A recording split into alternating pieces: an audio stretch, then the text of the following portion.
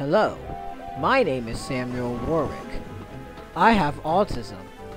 The entertainment industry has been a huge part of my childhood.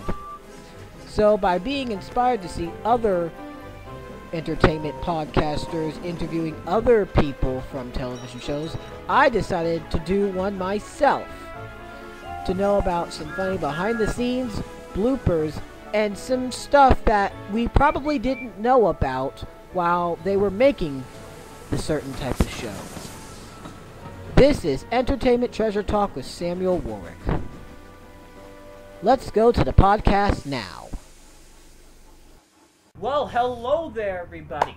Welcome to another episode of the Entertainment Treasure Talk with Samuel Warwick. I am your host, as always, Samuel Warwick, and here I actually have three guests with me today. I have, coming back from, his third one is Martin Krebs. Hello, Sam. And from the last episode, which we had Michael and Patty Silvershear from his first appearance, this is his second appearance, Jordan Robinson. Hello, everybody. Hey.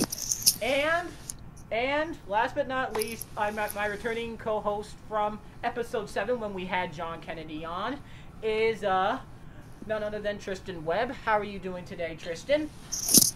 I'm doing good.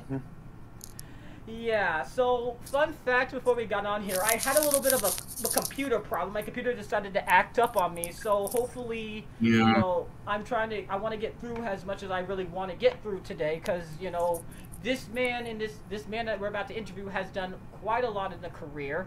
And also, before we get into this next to this person, I just want to just say that I apologize for the long wait of the Entertainment Treasure Talk. It has been so hard trying to get people on the show, and when this guest decided to come on, he agreed and said yes, he would love to be a part, and I let him know that I had some of his co-friends on here. So yeah. Well, I love that you had Amy Engelhart on. Mm-hmm. Yep. Amy's a good friend. And then did you say Michael and Patty Silvershear? Yes, I did. Mm-hmm. Yeah, they're what a talented songwriting duo those guys are. Yes. I know.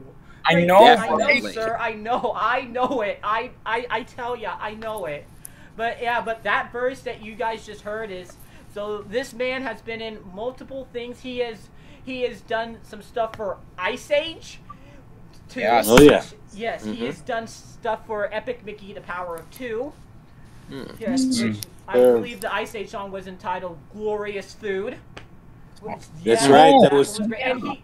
And he did some stuff for Disney as well, which right. was another great thing. And he has actually done something another part of Disney, which is actually he did the Perry the Platypus theme for the show. Yeah, Phineas and Ferb. Wow, That's and I gotta right. say, wow, that man can sing.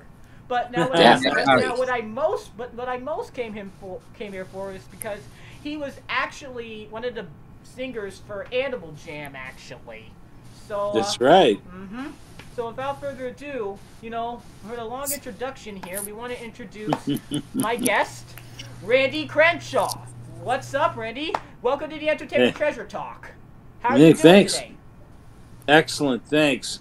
Oh. Hey man, good to be here, and you've had some really talented people on this podcast, so I feel honored to be one of them. Thank you. Thank you. You have quite the career too. What I'm looking at, we had another voice actor from episode 5, Mark Thompson. He's done a lot of stuff. I don't know if you know him or not, but Well, I haven't worked directly with him, but I recognize the name. oh yeah, he's done some work for a lot of anime stuff, and he did some stuff for Word World. And we had John Kennedy, who's done a lot for the Muppets. He's probably one of the biggest one, and I think you are now too, because you've been in movies and stuff like that. I gotta say, you have accomplished quite a bit.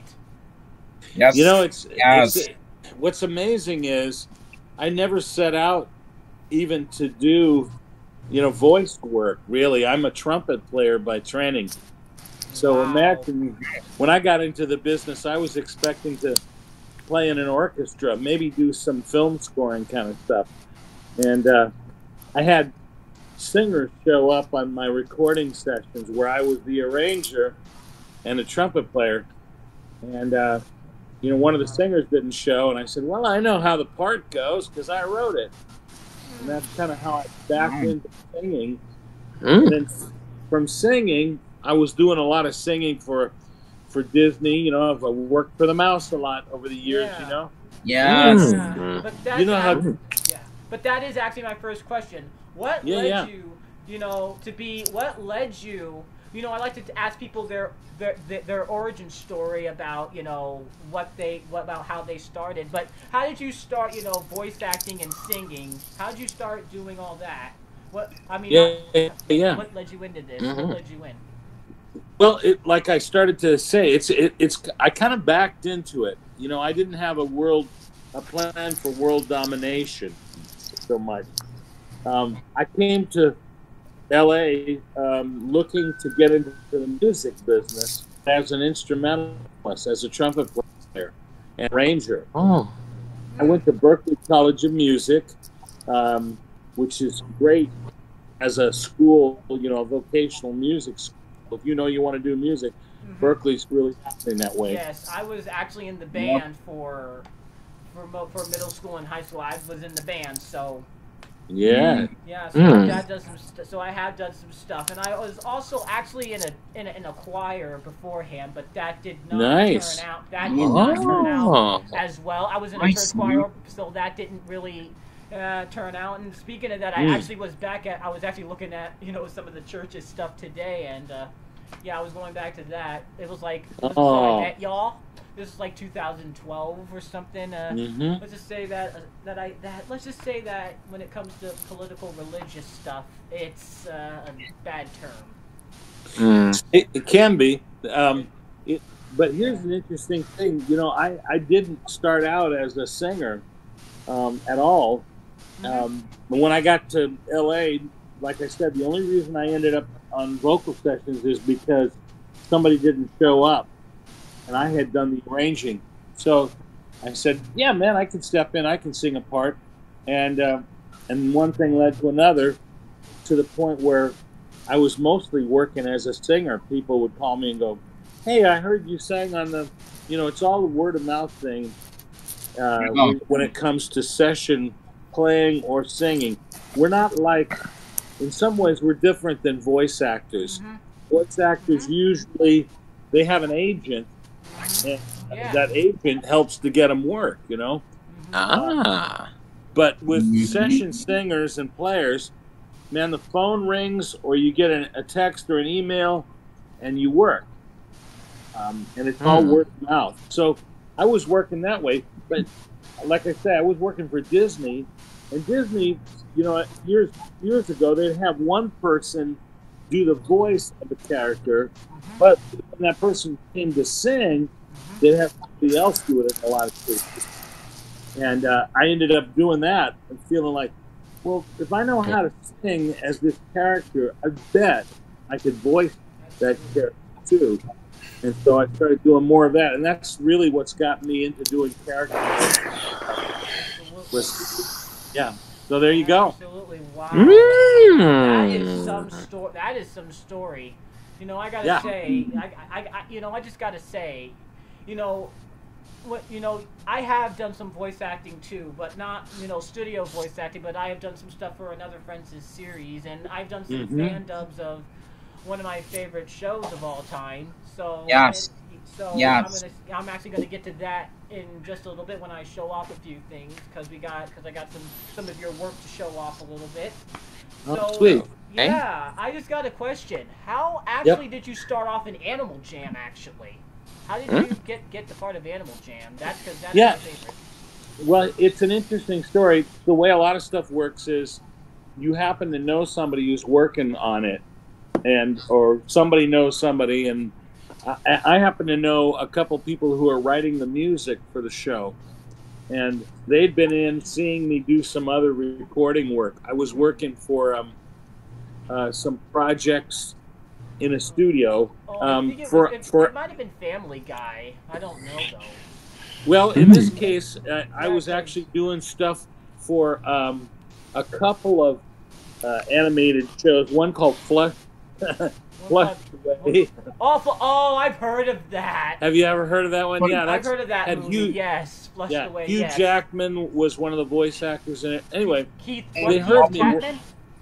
They heard me working on stuff for the studio and said, "Hey, listen, the Henson people are getting ready to do a new series, and it's going to be with live puppeteers and stuff like that. They want to pre-record the music, and it's going to be a lot of fun songs. And we heard you singing, and you can do a lot of different crazy voices. Why don't you just jump in and, work on it?" So Amy and I both did. Amy Engelhardt and I kind of two of the prime singers on when they needed background singers. So, again, it was just being there at the right time. I didn't have any big plan. I just was singing on some other stuff. I was a singing slug on Flushed Away. They had this group of slugs who were doing barber stuff. Right? I think you said Keith Chapman or whatever was the voice director. Keith Chapman. Yeah. Or, oh yeah, yes, I know him. He did Bob the Builder. Yeah, he was the creator of Bob the Builder. Yes. I love Bob the Builder. I love Bob the Builder. It's such a small world when you get into the voiceover world, and everybody meets everybody at some point. So I had been singing. There was a version of "I Got the Power." You remember that? That. Oh yeah, that song. I love that song. I got the power. Yeah, right. So you got I heard that in a Pampers commercial before. And then I'm doing back on the bass. I'm doing the hip hop. Yeah, I remember that as the bass slug. So it's like this gigantic, and they thought it was funny because this little tiny slug has this big voice going back on the bass. It's like, so that led him to give me more stuff to do. Oh, absolutely, absolutely, man. So, man, that's really cool. Actually, I thought Flushed Away was released in 2006. This is probably a few years before that. Yeah. Yeah. But they were at the time. They were cranking a whole lot of stuff. It wasn't just Pixar that was in the animation world and Disney, but there were other studios. Yeah, I mean, so Hit was probably one. Hit was one. So, which I am a huge fan of. The Hit world. I am a huge fan of Hit Entertainment. Yeah. Which is a big part of my childhood. And, Oh yeah. And do you remember DreamWorks? They were the people that were. They had a whole animation division. Yes. Now, it got bought up elsewhere. But for a few years, DreamWorks was really cranking on stuff, and so I would work on a thing, and there was a woman named Sunny Park there at DreamWorks who said, "Randy, you can do anything," and I would say, "Well, no, I can't, but thank you for thinking of me," and she would put me to work on different stuff. So that is really cool. I don't know if you've done voice dubbing, because just doing some stuff over voices, I don't know I think you probably have, because we've had some people who have done that here before. Yeah. Oh yeah. Mark Thompson was one of them. He did voice. Whenever you're doing anime, you're just voiceovering, you're voice dubbing. So I've done a little bit of anime over the years. It wasn't primary thing that I did, but I see a lot of my friends work in it and they love it. They love the work because they like the characters and they like the storylines. Yeah, like I said, Mark Thompson was one of the people from 4Kids Entertainment, which was up in New York.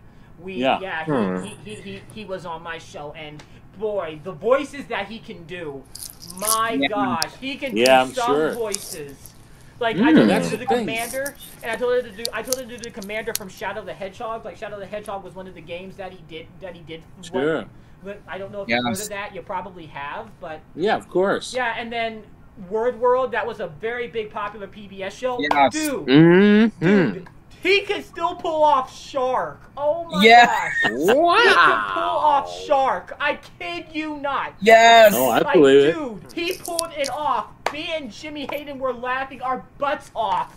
Oh my God! Yes. When he did Shark.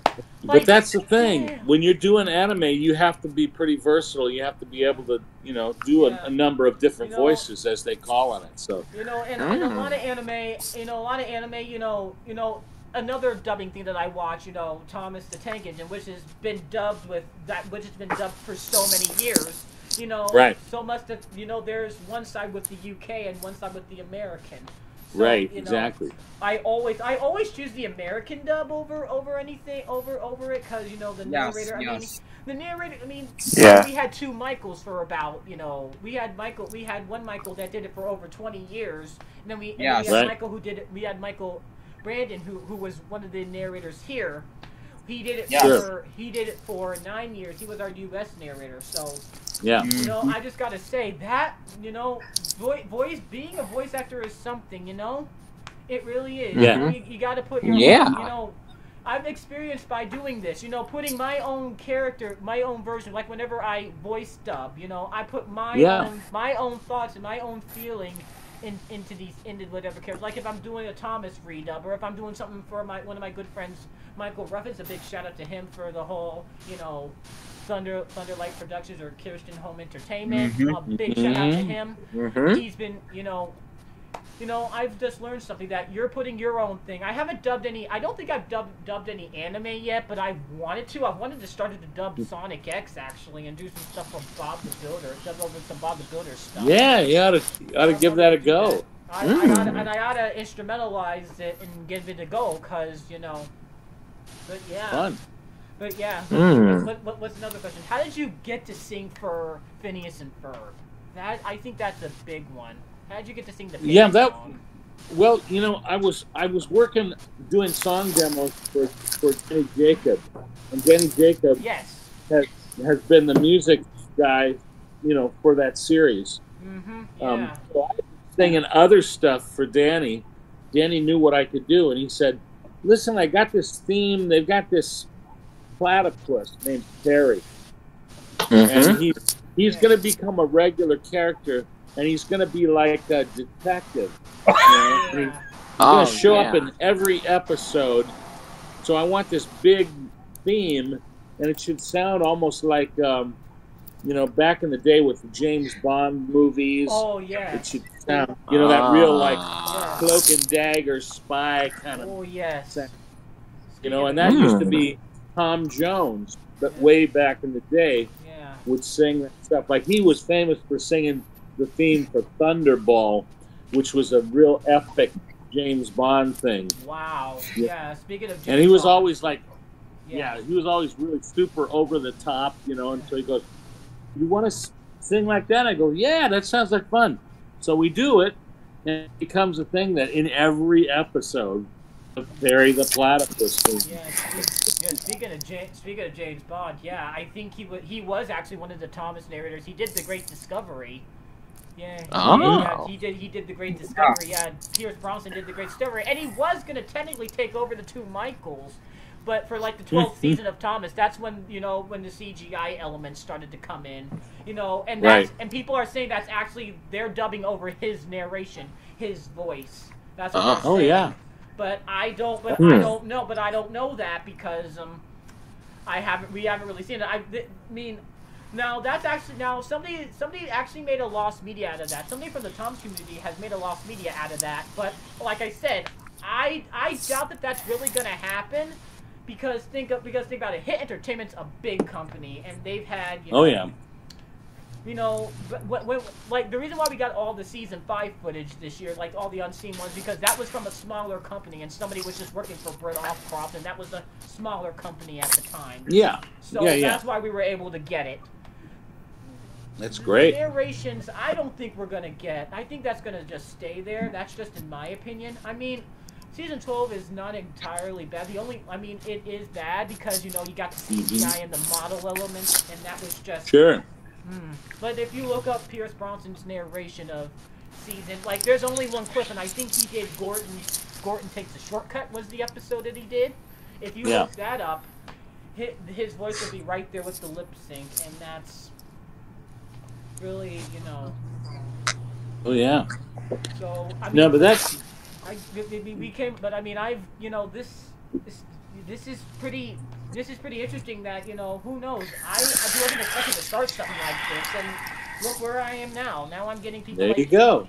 like you, and that done some stuff, and I'm getting some voice dubbers, and that's great. I think the more voiceover artists I get, the more I mean, there's a lot of famous ones out there. Well, yeah, there are. Have you ever Yeah. Have you ever talked to Rob Paulson? He's kind of a legendary guy in the business. Yes, and so is Tara Strong. Tara Strong is too. Oh right, yeah, Tara Strong. She's a great. I don't know if I'll get Rob Paulson. I'd like to, but I don't know if I'll get him. Well, he's a busy guy. Even now. Yeah. I know he's done some work in the Land Before Time. Mm-hmm. Yeah, exactly. Did a lot of that. And he worked on a lot of the WB stuff, like Animaniacs. He was one of the three. He's one of the three main voices, along with along with Jess Harnell and Tress MacNeille. Yeah. Mm-hmm. Yeah, absolutely. So Rob's a great guy. I worked with him a lot on the WB stuff because I worked on Freakazoid. I worked on the Animaniacs theme. I came into some episodes, but mostly it was as a singer or a stunt singer, as I call him. I'll come in as a character who sings. Cool. But Rob is... You've had quite some career, too. Although, Yeah, I didn't see you in many podcasts. I don't believe you were interviewed. I didn't see you in many podcasts. I think this might be your first one that I'm going to be posting. Because I thought... Yeah, I've done very little of it. And partly it's just because you have to know where to look in the credits to find my stuff. And I don't go out and, push myself and go, hey, check me out, Yeah, and there's actually... We're lucky if we get mentioned. Yeah, So to really be fair, there's actually another voice actress. She's a girl, and I don't know if I got her. I may get her wrong, but she's done a bunch for video games. Her name is Lanny Morella. She's done some stuff for video games too. She's done some things for Sonic Heroes. She's done some things for. So she's done quite a bit too. She's done some things for Smash Bros. Great. Yeah. So actually, I do have a few of your work style here. I have a couple of Animal Jam stuff. So I have Hug-A-Day. Hug-A-Day, which was, and these DVDs were distributed by Hit Entertainment, as we know. Right. Which, has done stuff for like Thomas, Bob the Builder, Kipper, and none other than my favorite, Thomas and Friends, which we were talking about just a little bit. One of my favorites. Definitely the Model series is my favorite. You can't go on with the Model series. I'm glad you collected those. There have been some things that I never got copies of that I worked on them. Yeah, and I think... And after the fact, it was like, see ya. Mm-hmm, yeah, so the Let's Jam Together, this one right here is probably the rarest one that I have. Because, it is. Yeah, this is the rarest one because I looked for it on eBay before, and there wasn't a lot of copies, and I was lucky to able to get this copy off of eBay. And there wasn't very many DVD copies of Everything Is Springing Up either. So yeah, I knew they were VHS copies of it, but there wasn't a lot of, Yeah, the DVDs that I don't know that they just didn't do much of a run. Yeah, and they didn't. I'm not sure quite why. I think the Henson Company was undergoing some change in personnel. Leadership was changing, and I think they were making more of a push towards feature film and not TV series. Because I've worked on Muppets Most Wanted. You know that movie. Yeah. And there was another Muppets one. I worked on Muppets Beach Party way back in the day. Oh yeah. That'll be a voice. Interesting. From your childhood. Yes. Because I ended up being a bunch of Beach Boys kind of sounding characters. I love the Beach Boys. I know. And all those puppeteers, I sang backgrounds and then they would sing the leads. And so it was great working with the Muppet characters. Oh, I did a Muppet Christmas Carol too. Oh, yes. Remember way back they had all those, but they had those feature films. Me too. they're classics. I mean, you can get them out and watch them every year. You know, like at Christmas time, you watch. You know, so I loved working with the Muppets because everybody knows them. They're famous. Absolutely. I even did a stunt singing thing for Oscar the Grouch. Yeah, absolutely. They wanted to do a version of this famous song from The Sound of Music called "My Favorite Things." Oh, right. Yeah. And they wanted. I've seen that. And then he wanted Oscar the Grouch to go, "These are a few of my," you know, and talk about the things he doesn't like, you know. Yeah. So these are few. Really so big too. I did this whole thing about how Oscar, you know, these are a few of my favorite things to hate, and they really liked it, but then they thought it was a little bit negative for kids, so they said, maybe not for the, because it was going to go, you know, on a Sesame Street broadcast. Yeah, but hey, just to know, you know, you're very lucky you got recognized, because honestly, I really think the show, like Animal Jam, I really think that Animal Jam should have gotten more recognized. I did too. I thought it was well done. Yes, and it was funny.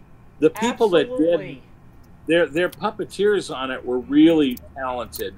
Yes. But for whatever reason, you know, Jim Henson had died by that time, and his son and some other people were running the company, and I don't think they had just gotten in this thing where they were going to get bought by Disney. And I think they lost their way for a while, and a show like that just kind of fell in the cracks. Even though I thought it was good. Yeah, it did. Yeah, it did. Yeah. Honestly, I will say the show was on Tubi a couple of years ago. It was on Tubi. But I can't find it. I can't find it now. I never got a chance to watch it. I know. It's hard to find, in a lot of things, you know, if they have a good series, they'll rebroadcast it a lot. And it might be, you know, on a couple of different networks. You could buy it, you can get it streaming, you know, but yeah, and this is one of those ones, though, I don't think they've put it out in a lot of ways. So it's kind of a shame. Yeah, I ripped the DVDs. That's why I ordered it back in 2020, because I ripped a lot of I ripped those episodes.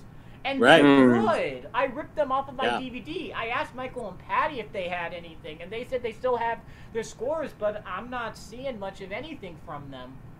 Well, they wrote songs, of course, for the thing. You know, they wrote a ton of material for it. So I asked if they would release some of it, and I'm like, and I haven't really gotten much of anything. They said, "Who can I send it to?" I said, "Just send it to my Dropbox." I would love to listen to some of the, like, I don't have Dropbox, but you can still get it. You can just send it to me. I'll please listen. I don't know. If you know what the hard thing, Samuel, is that when you're a writer of songs for these kind of series, you sign an agreement where it's a buyout. Basically, you're giving up your rights to the song, and so Michael and Patty probably don't have the power to just do whatever they want with the song because they wrote it. Working for Henson. Yeah, they're working. They're doing other jobs for Henson, so they don't want to, you know, like. Damage their relationship and go, hey, whatever happened to those songs for Animal Jam? Can't we get it back? So they kind of have to let it go, even though they love the songs. The same with their Disney stuff. I remember they were doing stuff for Little Mermaid sequels, you know. So on there was after the first Little Mermaid movie came out, there were at least 2 other direct-to-home DVD ones. Yeah, I remember those. Oh yeah, remember most kids grew up hearing those, and Michael and Patty wrote most of the music for those. Yeah, you know, and they said it was work for hire. They basically did the work, and they were good. But then Disney said, "Well, now we own it, so we're going to decide what happens to it." Anyway. Yeah, and now you know. Originally, you know, I'm just thinking about something. I just had like really something into my, you know, head here, you know, about you know. Now, some of my favorite some of my favorites. What you did was, you know, I don't know if there's a lot of your vocals out there for the show. I don't know how many songs you sang for, but like one of them. I believe, I actually really much enjoyed was Start Again. That one was such Yes. a good one. Love Start Again. Oh my God, yes. Weren't you the bass on that one? Were you bass on that one? Yeah, exactly. My God, that was so good. Yeah. Well, thank you. I'm glad the songs are still living. People still like them. They love the episode. Song, so people can listen to it if they so choose to. I don't care what Henson does to me. Henson, please do something for Animal Jam. We beg of you, please. When fans like yourselves, ask them and just say, hey, we really enjoy the music. What are you going to do with it? Sometimes that encourages the company to reissue them, like, oh, hey, obviously people still like this. That's what kept Family Guy going years ago. When we first worked on that show, I sang them on the theme to it, and I sang in a bunch of the episodes. And it was a big hit in Europe, but it did not catch on at first. Yeah. I heard you also saying on the Barbershop Quartet from Family Guy. Yes, I sang a lot on the Barbershop Quartet. They had some very silly episodes, where the Barbershop Quartet, like, this guy's in the hospital and they go in and they sing have AIDS. Yeah. You have he's AIDS. Dying of AIDS. I remember that. And they come in and they go, oh, yes, you've got AIDS. Yes, like they're trying to cheer him up. And it's really like, okay, wow, this is kind of borderline. But so they were very big in Europe, not so big in the U.S. Their ratings weren't that great. And so they went to go and cancel it. But there were so many viewers who protested and just said, we love it. We want you to keep it on the air. So sometimes you have a lot of power as a viewer. If you decide, no, I really think this is good. You just, you guys contact them and they say, okay, I guess the public has spoken. Honestly, I would like for them to do that with All Engines Go, honestly. I would like for them to protest and bring back the regular Thomas again. Yes. Yeah, there you go. Yes. I am going to protest for that. I want to get a protest for that. I'm like, no, like, let's just be honest. We knew that the 12th season of Thomas was probably going to be, like, when Thomas first started coming into CGI, let's just say that we knew it was going to go downhill from there. Like, I know a lot of people said that season 8 of Thomas was probably the worst because, they completely changed the music. Mike and Junior weren't doing it anymore. It was Robert Hartshorn, who was a documentary composer up there in Britain at the time. And honestly, his early Thomas music was great. I enjoyed it. I enjoyed the early Thomas music a lot better than his CGI Thomas music because I just feel like the whole rage of, horns that he did actually fit the island so much better. A whole brass fits the island so much better. The island of Sodor so much better. But it's an interesting, because as a true fan, you guys probably know this already, but once they get into the run of a show and it changes personnel, sometimes it can be, there's a tendency to people to just kind of phone it in a little bit. Like they found something that works, that people like, and so then they'll get new people to do that, and they may not be up to the task. They might not be as good as the original people were. But, absolutely, they hire some guy because the new guy goes on to do something else and says, look, I did my 8 years. I really enjoyed it, but now I'm moving on. Yeah, absolutely. Absolutely. I absolutely agree. You get a show, when something new comes along, everybody's like, I don't like the real sound of this. And and I know a lot of people are gonna kill me, but sometimes it's not really just about the writing that makes the show great. I know it's the head of everything. It's supposed to, keep everything in the glue and all that. Right. But sometimes it's not really about that to me. Personally, a lot of people hate that era of Thomas. The hit era of Thomas. They hate it because of all the learning stuff and all that. That doesn't necessarily bother me.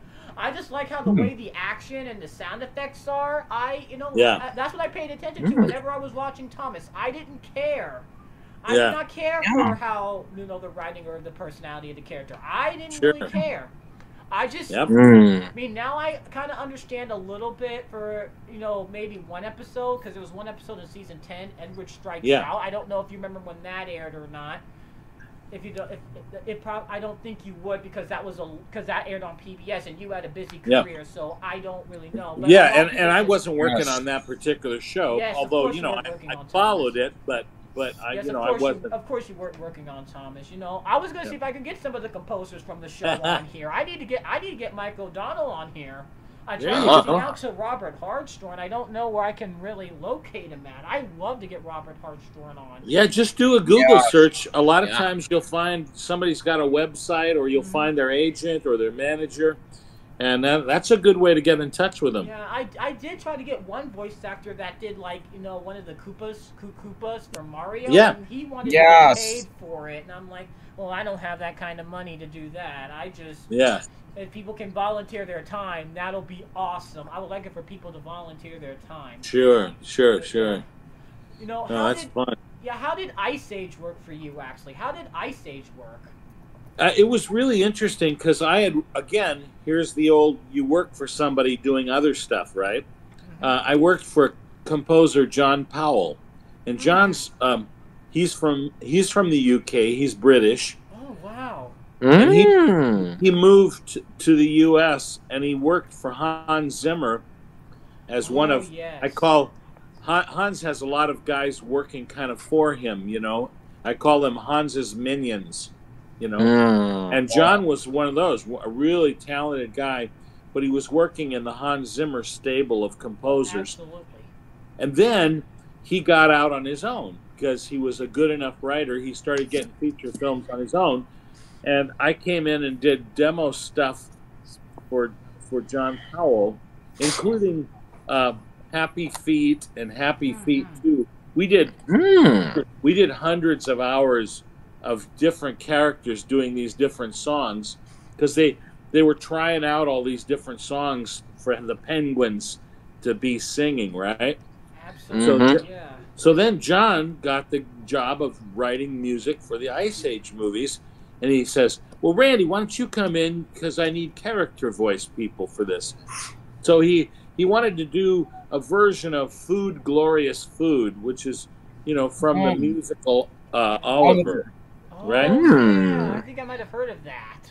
And so he has this character sitting on a branch. It's like a buzzard, you know, like a vulture. I think you were one of the vultures. Yeah. Weren't you that first vulture? Yeah, I'm the first vulture.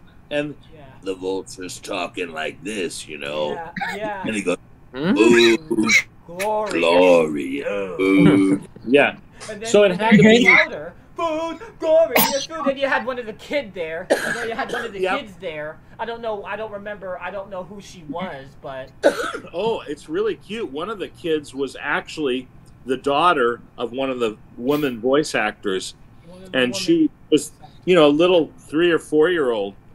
And they had her do this little, tiny little voice, you know, for one thing. Honestly, I thought one of them sounded like Claire Corlett or something, which is she's one of the voice actors up in Canada. One of them sounded like her a little bit. Oh yeah, one of them sounded like Claire Margaret Corlett or something, who was a voice actor up in Canada. One of them, But all of those people that sang in that episode were session singers, LA session singers like me, but we do character voices. So they said, okay, now we got to have a singing sloth.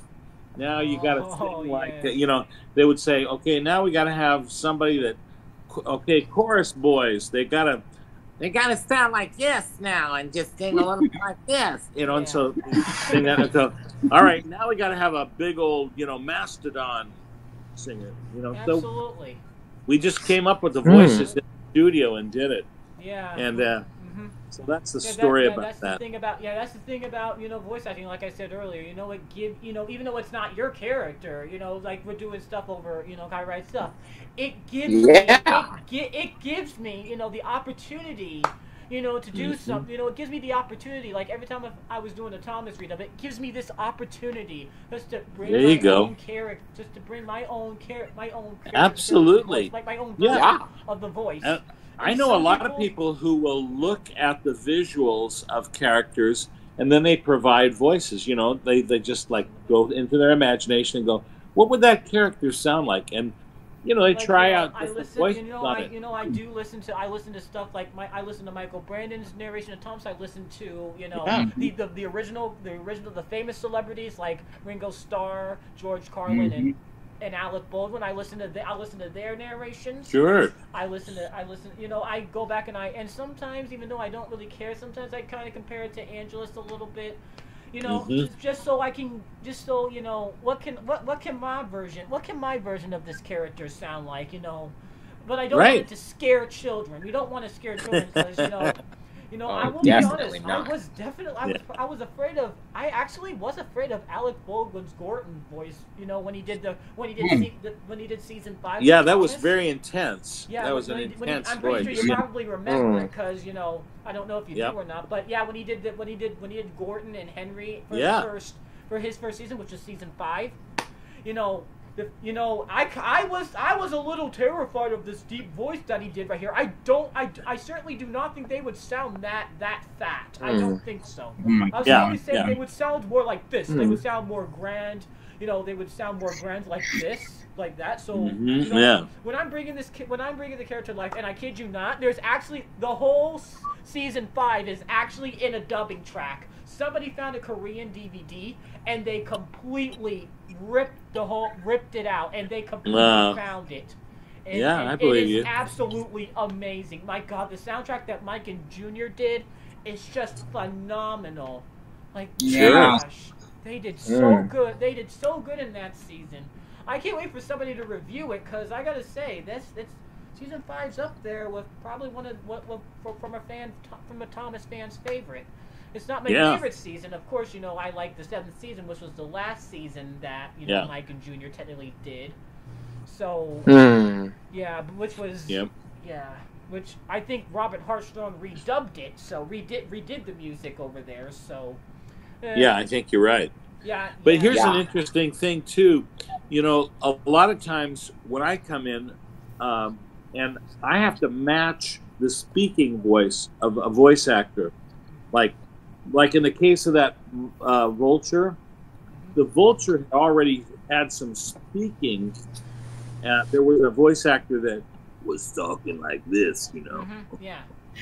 So once he's talking like that, they say, well, can you sing like that person speaks? So I call it stunt singing because just like most actors in live action stuff, they do not jump off of 8-story buildings. That's not them doing it. It's a stunt person usually that, you know, dressed like them, and that they do all the dangerous stuff. Well, the same thing with a voice actor. If they can't sing, one of us goes in and sings for them. So actually, this reminds me of Pete Capella, actually, who was my third person that I had on my show. And you know what? I actually watched another. He was actually in another interview with somebody. He when he did Silver the Hedgehog, you know, he said that everybody put their own voice into Silver. You know, they didn't have to make the voice try to exactly sound like it. And, interesting. You know that and you know, I agree with Pete. Not all the time it has to do that. Sometimes, you know, you have to put you know, why not try your own voice to the character? Hey, if it's a character that hasn't already been voiced, you know, then yes, I can. They'll just say, "Hey, there's going to be this singing bird or this singing engine," you know, and you have to. Then you use your imagination. You come up with something. But if it's already been voiced, that's what I'm talking about. When I come in, it's already a done deal. They don't want them to open their mouth to sing and suddenly sound like somebody different. You know what I mean? Of course. So then they say, "You got a voice match." So part of it is I have to be a shapeshifter vocally. And whatever, like if you're the voice actor and you did the voice a certain way, I'm gonna do what you did. I'm gonna try my best to sound like you, but singing. Yeah, of course. And I think in a lot of dubs it's like that. You know, for a while I was actually confused. You know, every time I watched Thomas on the computer, because I was like, why does Thomas have a different voice narrator and all that? I found out that it was just a dub, like it was for per country. You know? Yeah. And I found out, I don't know if you know if you know the show Rags or not, but there was a show Rags. Yeah, it was actually the show was actually. The music of the show was actually done about a half hour near me. You know, I'm from the North Carolina state line, like from Charlotte. Oh, yeah. Yeah, I was done in Charlotte, and I was, you know, that and you know, they had voice actors too. I don't know what really happened, but they had different voice actors too. They had an Australian dub for Rags, and then they had an American dub for Rags, and yeah, a lot of times if they release it in other territories in the world, they'll do it either in that country's language, or if it's a different area that speaks it with a different accent, you know, English, but with a different accent. Yes, of course. They say, okay, here's the Aussie version, here's the UK version, yes, here's the Canadian version, yes, you know, and here's the American version. Yeah, and they're all different. Yeah. Yeah, they're all different. You know, I've learned from this. You know, dubbing really can help with your voice a little bit.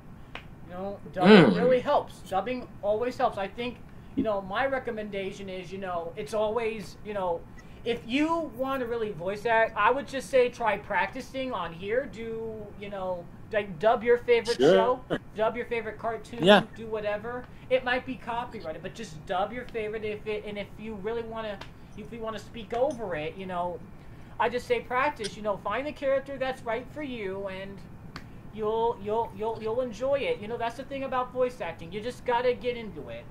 That's my thing. You gotta right, and you know what? Exactly. What you're saying, Samuel, is exactly how a lot of voice actors got started. They would turn down the volume while they watched the show, and they would provide the dialogue. They would make up stuff, or they would sit and watch it once and write down all the dialogue so they knew what was originally said.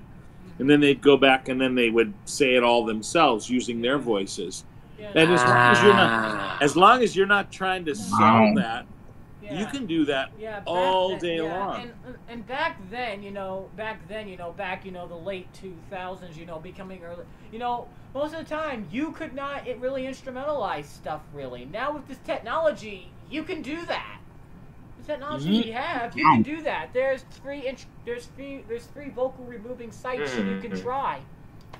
Right, that's true. And that's the thing back then. We were watching television. We were always interested in what went on. We didn't really care about when you're a kid, you don't really care. You care for the action. So a lot of the times, and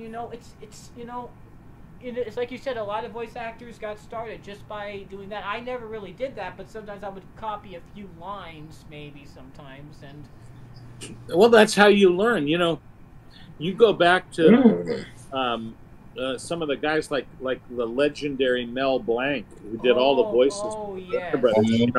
Bugs Bunny, and all those guys. Yes. Mel Blanc, he started out as a radio announcer, and he'd be the only guy in the studio, and so he'd be bored. So he'd make up these conversations between different characters, and he was all of the voices of them.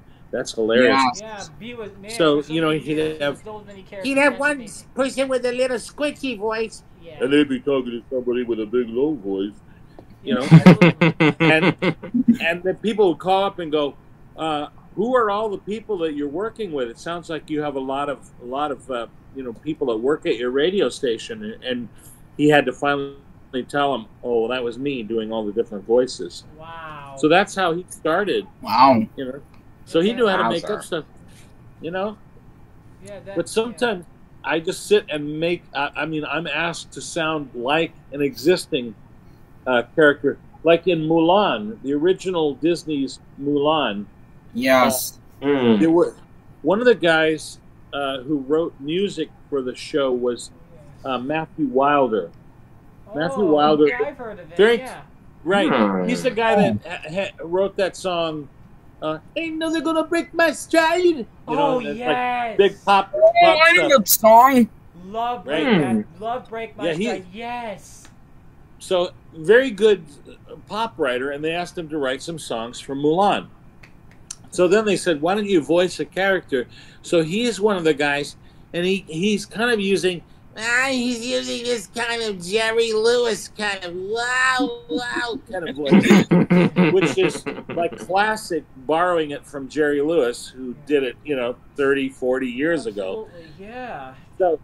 So then when the second Mulan came out, the sequel, Mulan 2, and they didn't want to pay him a lot of money, so Matthew said, nah, I'm not going to do that. But they still wanted that character. So they contacted me and said, can you sound like that? Yeah. So I did this song called A Girl Worth Fighting For. Oh. A girl worth fighting for. And they go, oh, that's okay.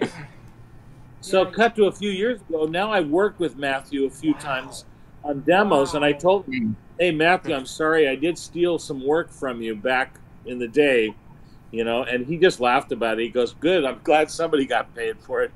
Yeah, good. Yeah, well, that's good. That's good. I'm glad Matthew didn't get mad for that. Yeah. No, he wrote music for the new live-action Mulan, right? Because they were going to release it with a lot of music, and then they decided not to make it a musical. They decided, no, we gotta make this into a more like serious, dramatic thing.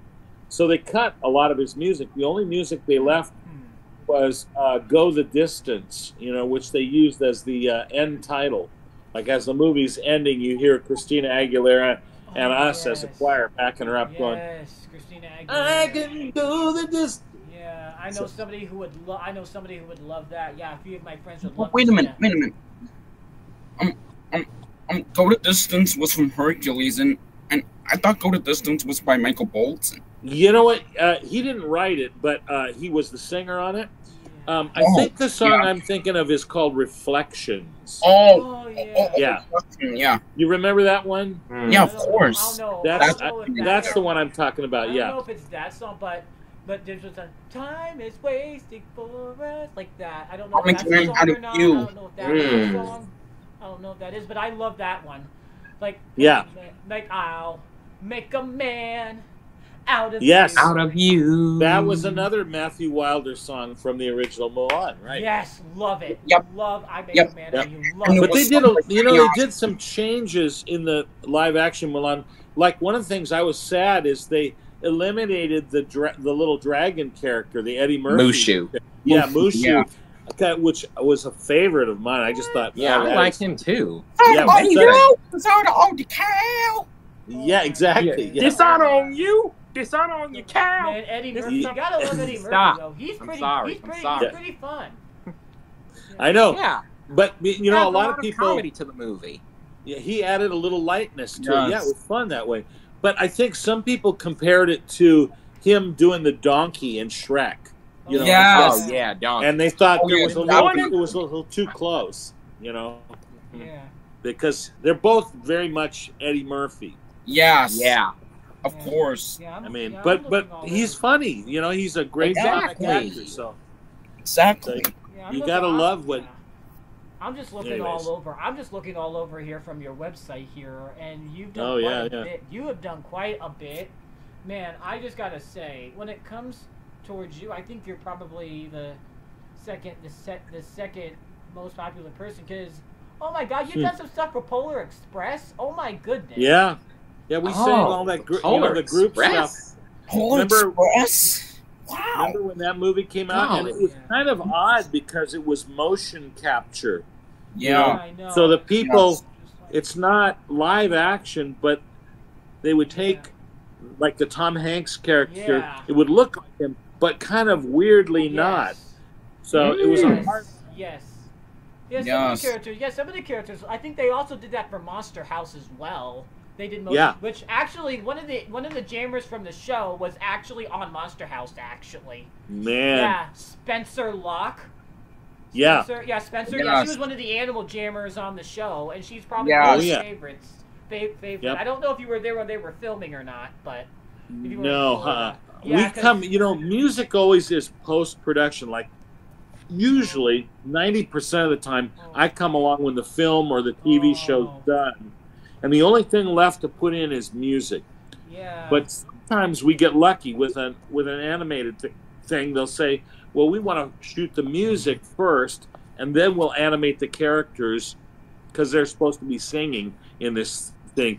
So like with Centaur World, which is this whole series I worked on, me and 3 other voice people did all the songs for both the first and second seasons. We did them in advance, and then they went in and did all the animation, the drawing of the characters, because they're singing in our voices. So so that's fun too, because then however I sang it, like they shot footage of me singing, and then they kind of had a little version of my face that showed up in that animated character. So that's fun when that happens. I'm just looking through all this. Yeah, you've done quite a bit. I don't even know if I'm going to even get through a lot of this stuff. You don't have to. You don't have to name check it all. But I know a lot of these shows. Actually, you've done something for SpongeBob as well, and I love SpongeBob. He did. I did 2. And me too. Yeah, I did 2 of the SpongeBob movies, which was great fun. Yeah, because I didn't work on the TV series, so when it came time for the feature film, they wanted to have this big kind of pirate theme thing for the SpongeBob SquarePants thing. Wow, I remember that. Yeah. You were singing if you were a fan of it, you probably heard and saw what I did.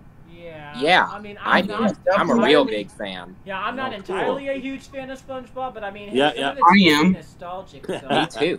Yeah, but that's the fun thing though, Samuel, is for me, I always loved working on animation stuff. Stuff that was geared to kids, because I have 3 daughters of my own, so for me it was fun to work on things that they might be able to see. If you work on stuff that's really intense and super violent or whatever, when you have little kids, they don't get to watch that stuff. You don't want them watching that stuff. Yeah. So, but if I worked on an animation show, then it was something that they could probably see. So I always loved the idea. Now, my daughters are all grown. They're beautiful young women. So they're not kids anymore. But when they were little, it was fun to be able to say, hey, look, Daddy's on this series doing this, and they could watch it. I heard your voice, Dad, Speaking about a bold one, Beetlejuice. I'm seeing Beetlejuice up on here. Beetlejuice. Now, if you watch Beetlejuice, the movie, in the very, very beginning of the movie, before you see anything on screen, you hear this version of the Banana Boat song. It goes, Yes. Right.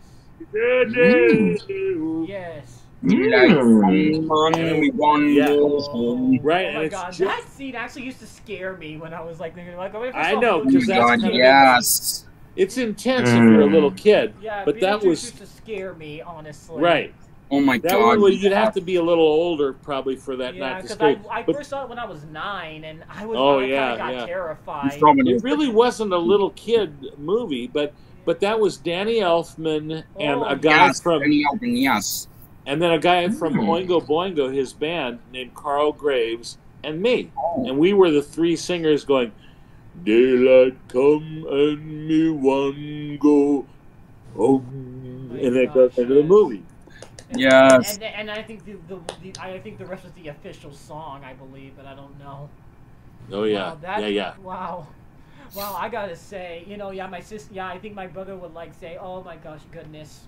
But they would say, I'm not scared by it. It doesn't really scare me. I'm like, okay. Well, okay. yeah, if once you're an adult, it's not so terrifying. But for a little kid, I would think Beetlejuice would be pretty intense, because you see his head come out of this or that. I mean, it's scary, Nightmare Before Christmas, you've done that. Wow, that is really. I had a question about that. So what was it like working on The Nightmare Before Christmas? It was really fun. Although nobody knew that it would become the big hit that it is now. It was a Tim Burton movie, but Yes. didn't really get great reviews when it first came out. Yes. And it was slow to make it because it was all this kind of stop animation stuff that takes super long to do. So they worked on that movie for almost 3 years before, like we recorded a bunch of stuff. Then a year later, they came back and said, okay, we got some more stuff for you to do. And we did that. And eventually in 1993, the movie came out. So you started production in 1990. Wow. Yeah.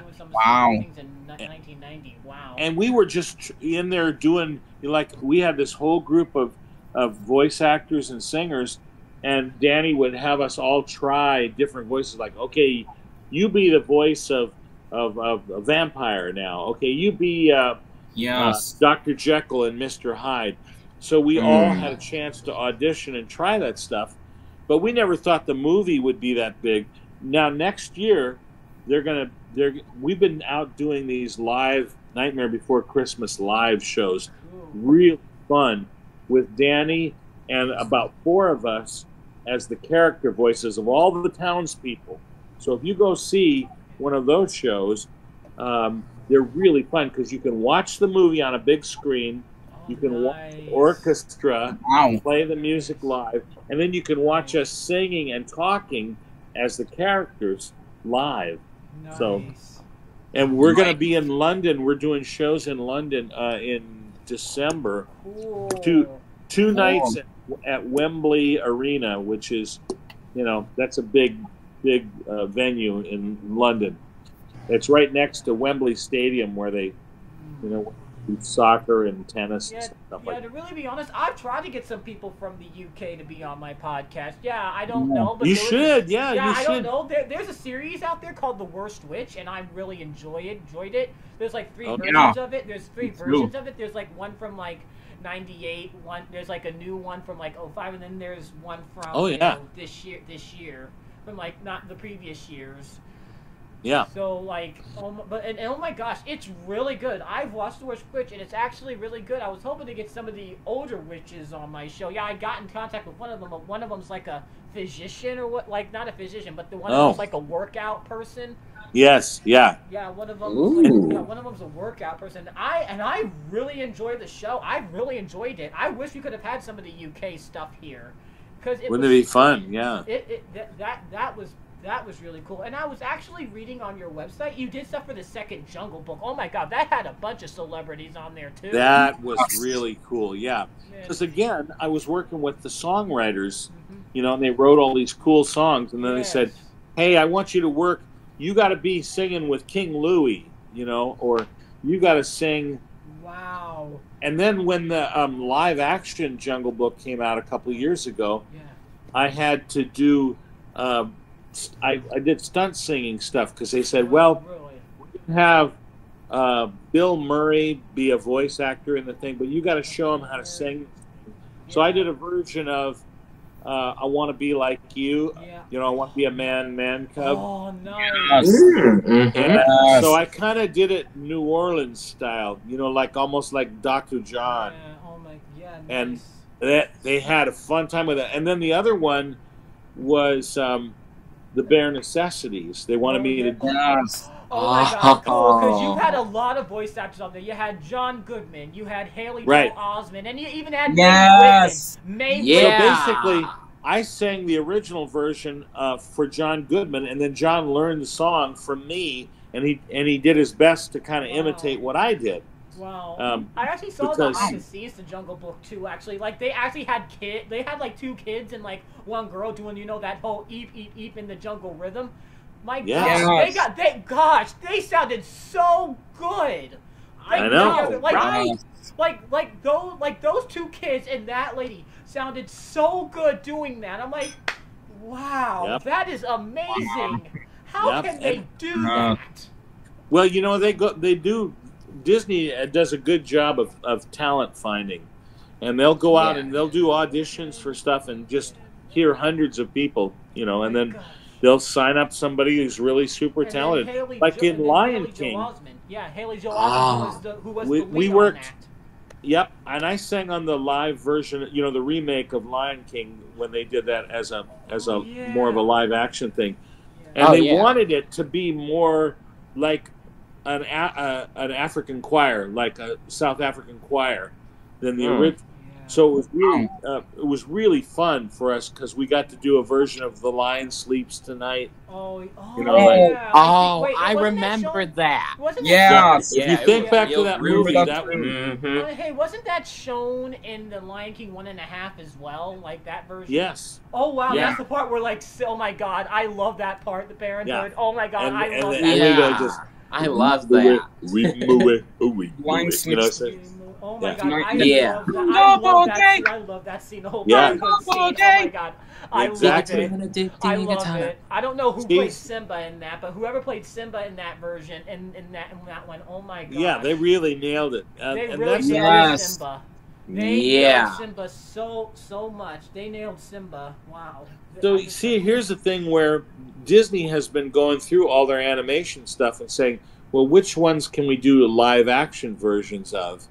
And if it looks like it'll be fun, they do it, because then it's new to a whole new generation of viewers. Now, you might know it from when you were a kid, from, you know, the animation version, but then they'll come out with a new version and go, well, that's pretty good too.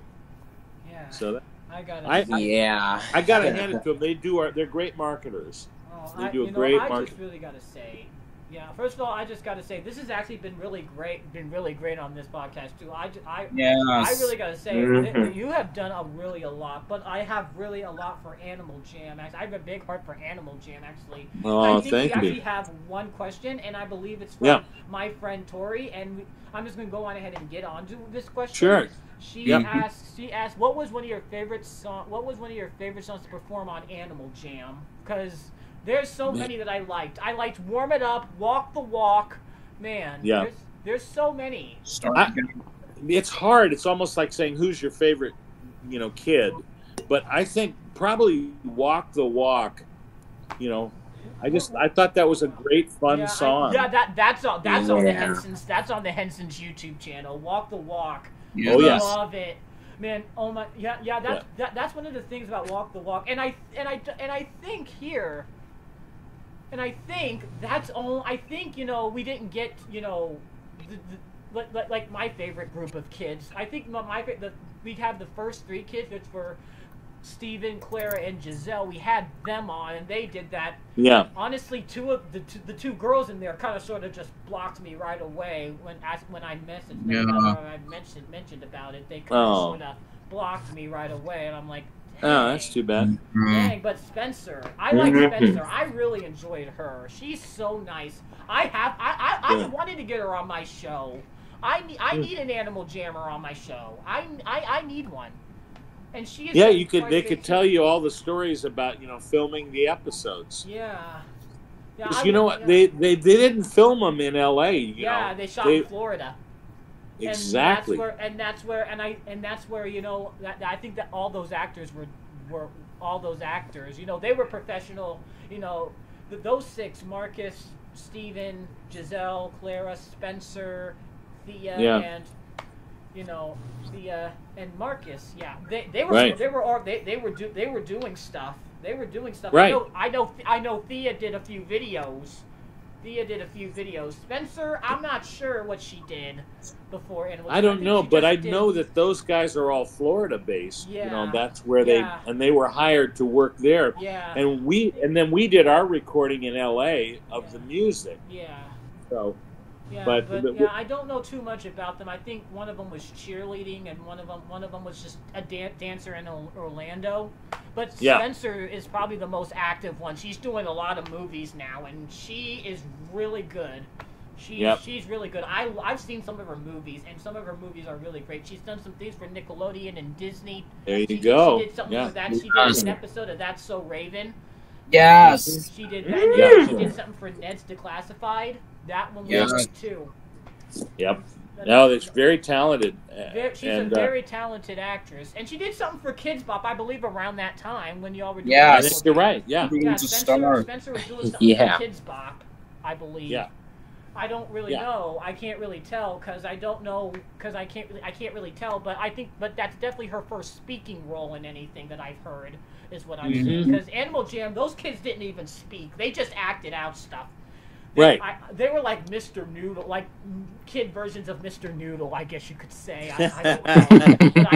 But I think they're better than Mr. Noodle, honestly, man. Oh yeah, but, you know definitely. what? Yeah, they wanted a thing where it looked really fun, like like they're in a club, and they're all having fun dancing and singing the songs. So that's the real thing about this, and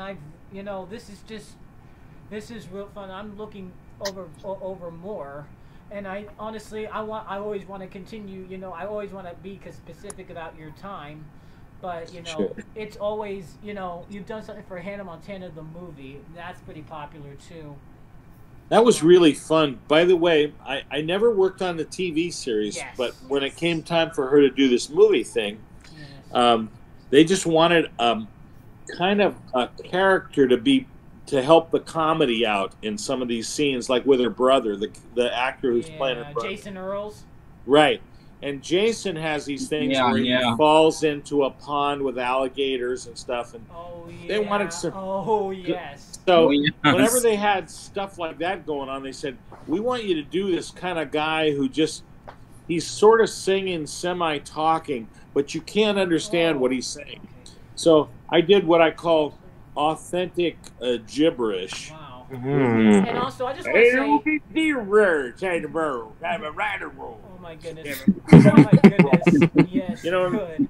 The guy goes, "I don't know what you said, but that's funny," and so you're really translating a lot of this. You're explaining this a lot. You're going into detail a lot here. You're explaining. Yeah. A lot So of if this. you ever see a rebroadcast of that, look for those scenes. Like there's a chase scene where they're going in and out of a restaurant, and whenever that happens, you hear a bluegrass band kind of playing in the background, and then you hear me going, "Red Full City Prius Tower, APD Okora." I don't know what you just said. That doesn't make any sense. But that was they were asking for that. They just wanted it to be comic relief, like some old dude just kind of singing along with the band. Oh my God, Chicken Little is some movie. Yeah, I'm reading Chicken Little. Chicken Little is some movie. That's some movie there. The sky is falling. Oh my God. Who are you on that? I'm trying to think who you were on that.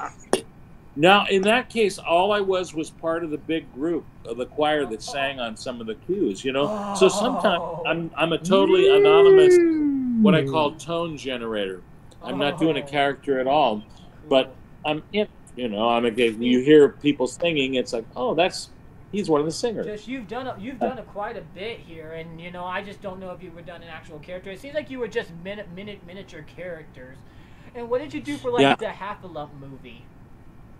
Oh man, well we got to be a bunch of Heffalumps. Who's Heffalump movie? I heard about that. It was a Disney thing, and it was about.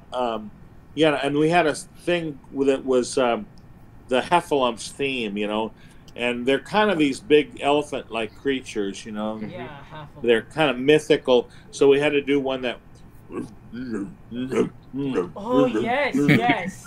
And that when you hear that, that's just us singing kind of Heffalump. Yeah, there's an instrumental version on it. I believe someone posted that on here. I believe it's actually a Thomas fan that posted that actually. A Thomas fan that's obsessed with I think you're right. So, Barnyard. Oh my gosh, Barnyard. Oh my God. That is Barnyard. Such a rude movie. The funny thing was they had these these guys that were supposed to be male, but they've got udders, so that's what I've been thinking. Yeah, it's like, what's up with that? Yeah, I was always confused about the series. Me too. Yeah. The thing is, I go back and I watch. I'm seeing all these cartoons that I don't really watch those cartoons anymore because I'm like, these cartoons were guilty pleasures. I still play stuff like Mario and Sonic and all that. And they're not that guilty, but they're not that guilty much of a pleasure. But watching cartoons like Fairly Odd Parents, Nickelodeon, Very Odd, Jimmy Neutron, and even watching stuff like Zoe 101 and stuff like all that, I honestly find them as guilty pleasures, honestly. Because I'm like, why the heck did I watch this? Well, yeah, there are really great ones, and then there are less good ones, and there's some where you just go, I think they were phoning this in. This was, the writings, or the characters are not so great. Just like anything else, there's really good ones that stand up, and like 20, 30 years later, they're still great, and then there's ones that are, I found out a lot about Dan Snyder, though. I found out a lot about him and what he has done, and I'm just we're gonna have to save. Yeah, we're gonna have to save that for when I can possibly get a Nickelodeon star. I know this is probably silly for me to mention, but were you in anything of like Roxy Hunter or whatever? I don't know if you would know what that is. No, I was never in any of those. And it's just, not intentional. It's just because you were just in so much here, and I can't really read it. I was just thinking you might have been in Roxy Hunter. Yeah, I didn't find the movie. I didn't find the movies till recent years. I was gonna plan to get Aria Wallace on here, honestly, on my show. We need to get Aria Wallace here. There you go. That'd be a great. I need to get Aria Wallace on here too. She's definitely one I want to get. Man, we gotta get her on too. She's really good too. Yeah, she was Mandy from iCarly as well. Oh my god. Oh, really? Yeah, she was Mandy. Yes. From iCarly. Oh my god, what a weird character that was. Honestly, I gotta say. Oh yeah. I gotta say, man, you're actually one of the first people from California but not necessarily from California. Because Michael and Patty were from California, and I think some of the voice actors that I had moved from California. So yeah, I think yeah, some of the dubbers did. I think Mark Thompson was the only one that stayed in New York, though. But I think people like Pete moved over there, and and Amy was in New York when we did her interview. Amy was in New York at the time, so. Right, she kind of goes back and forth. She's got a place there, and she's from New Jersey. Yeah. But she also has a place here in L.A. So she's what do they call it? Bi-coastal, I guess. Yeah, and this bi-coastal. Wow, and this has been a really good podcast. This has been a really fun podcast to really do, guys. I've had so much fun, having fun interviewing all this. This is a guy that has done something that I barely even knew about. I know, it was a well-kept secret. Now you can do the "Where is Waldo" kind of game where you go, okay, where is Randy Crenshaw? And you can look for me when you're watching some of your favorite stuff. Oh my God, you were in Woody Woodpecker. Oh my gosh, I haven't heard too much about that. That really was fun. Not only did I sing the Woody Wood, and but I also did a version of. There's this tune called "Bird, Bird, Bird, Bird is the word." Oh yes, that was in that movie, right? When you hear that on a Woody Woodpecker, that's me doing a kind of a take on the original song. So by the track. I just realized that Triston Webb actually just left. Earlier I forgot to mention that Triston Webb actually left. I tried redialing him back in, but we've already had technical difficulties here today anyway. So I was like. Okay. That's all right. If he doesn't pick up, give my best to Tristan then. It doesn't really matter. It's whatever. I'm just really having fun, talking. And Despicable Me 3. Wow. Yeah. In that one, there were three of us: me, Jess Harnell, and another voice actor named David Laux. And the three of us had a chance. We were singing Fredonians. We were doing the Fredonian cheese dance, as I recall. And there's this whole song we had to make up for the Fredonian cheese dance. And so we sat there and, tried all this stuff. And the goofier we got, the more they liked it, Yeah. Oh, is there audio in the background? Not sorry. For me. Yeah. Okay. Oh. Okay. Sorry. Yeah. That was me. Sorry. Yeah. I think Martin mentioned this. You were actually in the Three Musketeers. I actually have the movie The Three Musketeers. Actually. Yeah. Oh, fun. Yeah, I'm in the animated one. Yeah, that's for sure. Oh, yeah, The Three Musketeers, Mickey, Donald, and Goofy. Yeah, that was. Oh, yeah, I love that one. That was some movie too. I gotta say. Oh my God, Spider-Man 3. You were in Spider-Man 3. Oh my goodness. Wow. Yeah, you know, some cases it's pretty much anonymous stuff. In other things, like there's an old Mel Brooks movie from years ago called Robin Hood Men in Tights. Oh yeah. Okay. And if you ever see it, we have the theme song which goes, we're men in tights. Oh. Oh yeah. Oh yes. Oh yeah. And then later on, I'm proud to have made up the one little joke in it where go, we're men, manly men. We're men in tights. Tights. You added the manly men. Yeah, I added the tight. Oh, so yeah. tight. Oh my God! And Mel Brooks laughs and he goes, "That's really funny." So when you they, watch so they that just song, added that in. That was originally not scripted. You just added. yeah, that it was not scripted. You know, we had fun with stuff like that because cool. we're a bunch of and then at one point all of the Robin Hood and his merry men are dancing around going la la la la la la la. Yeah, doing the can-can. Yeah, doing the can-can. Only in a Mel Brooks movie. Oh, you did something for the Grinch as well. Wow. Yes. Yeah. You did? Grinch. Honestly, the live-action Grinch. Yeah, a lot of people hated the live-action Dr. Seuss movie. Yeah. I know. Yeah. But you know, it's interesting. I wish I would have worked on the original legendary one, but I would have loved to have sung, "You're a foul one, Mr. Grinch." Oh my God! Oh my God! You would have been so perfect for that. Instead, they got Jim Carrey himself to sing it. Yeah, Jim. He's very talented, but he's not a great singer. In the original animated one, Thurl Ravenscroft. Yes, Thurl Ravenscroft. Tony the Tiger. Yeah, he sang it. He was awesome. Yeah. Oh my gosh. Jim Carrey. I mean, I like Jim Carrey. He's funny. I like him. Honestly, it's not the really great. He's not the great. He's not the greatest of people. I have a lot better actors I would consider more than the famous ones. Yeah, but they wanted him to play a kind of nutty character, so in this case, he plays the Grinch. He's good at being nutty, though. Oh yeah, he's really good at being nutty. I really got to say he's good at being nutty. You can't really go wrong. I mean, we all love Jim Carrey. He's awesome, but there are some things there are some this and that I do have to say.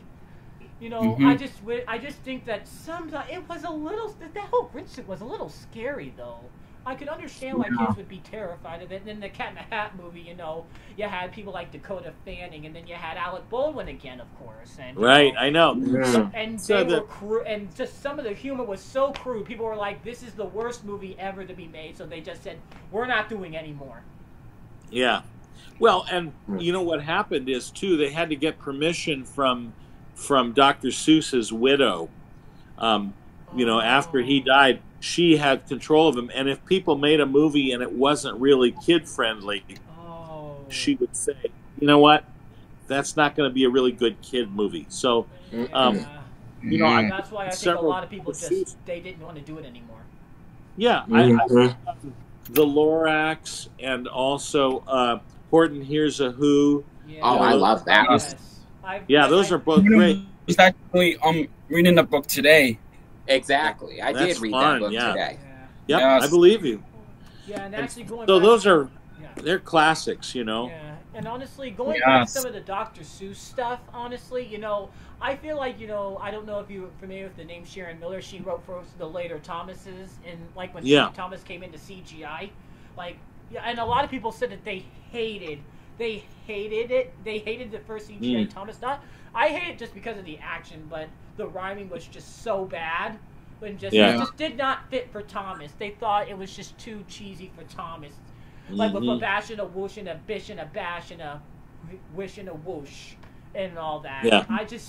You're right. It does not fit Thomas very well. I'll be honest with you. Yeah. It does kind of get a little annoying. But to really be fair, actually, recently I actually watched something from another actor that's actually around my area, and they did a Dr. Seussical, Oh yeah. Musical, like I believe it's I don't know what it Mitch Gertrude or whatever it's called. Miss Gertrude. Yeah. They did like a musical play about Yeah, that. And yeah. oh my gosh, the girl that did it was so talented. I'm gonna I'm gonna probably get her on my show too. And you know, I kid you not. I kid you not. I said if they did something about that whole era of Thomas, the Miller era of Thomas, she would probably make it a lot more entertaining than what we had, than what we got on television, than what people. Sometimes the voice actors can make all the difference. Sometimes it's whoever's writing the scripts. Yeah, sometimes the music can make it great. Yeah. You never know what's going to be the part that's the most favorite, that people love the most. Yeah, honestly, I just don't think the writing's, you know what really most of the time I don't think it's the writing that really gets to everyone. You know? Yeah. I don't think it's the writing. Sometimes it's the action too, and how they can put it in.